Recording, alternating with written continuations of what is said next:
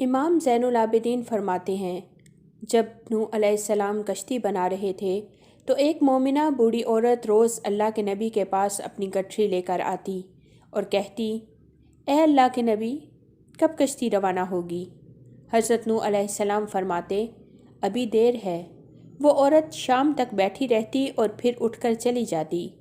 ایک دن حضرت نوح علیہ السلام نے فرمایا کہ اے عورت، جب جانا ہوا تو تمہیں بتا دیا جائے گا۔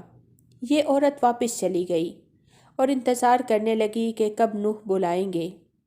اس دوران عذاب آ گیا اور کشتی روانہ ہو گئی، لیکن نوح علیہ السلام نے اس عورت کو نہ بلایا۔ ظاہری طور پر حضرت نوح علیہ السلام کو اس کو بلانا بھلا دیا گیا۔ جب طوفان تھما تو ایک دن حضرت نوح علیہ السلام کے دل میں محبت اٹھی کہ شہر کو دیکھوں جہاں سے چلا تھا۔ وہاں آئے اور قریب جا کر دیکھا تو ایک جھونپڑی میں دیا جل رہا تھا۔ نوح علیہ السلام یہ دیکھ کر چونک گئی کہ روئے زمین پر کوئی ایسا گھر بھی ہے کہ اتنے عظیم طوفان کے بعد بھی جس میں چراغ جل رہا ہے۔ انہوں نے وہاں تکبیر بلند کی تو وہ عورت سامان لے کر آئی اور کہنے لگی، یا نبی اللہ، کیا کشتی تیار ہے، چلیں؟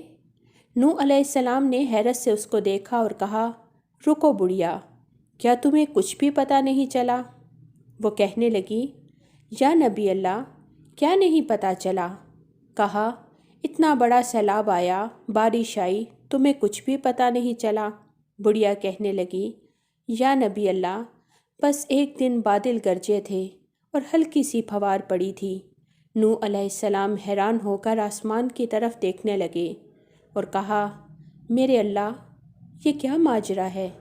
اللہ تعالیٰ نے نوح علیہ السلام پر وحی بھیجی کہ اے میرے پیارے نبی، اس عورت کے دل میں چونکہ تمہاری محبت تھی اور تم نے اسے پابند کر دیا تھا، اور چونکہ تمہارا اس سے وعدہ بھی تھا کہ نجات کی کشتی میں اسے لے جاؤ گے، تب جب کہ تم نے اپنا وہ وعدہ پورا نہیں کیا، لیکن اے نوح علیہ السلام، میں تو تمہارے وعدے کا ذمہ دار تھا، اس لیے میں نے اس بڑھیا تک عذاب پہنچنے ہی نہیں دیا۔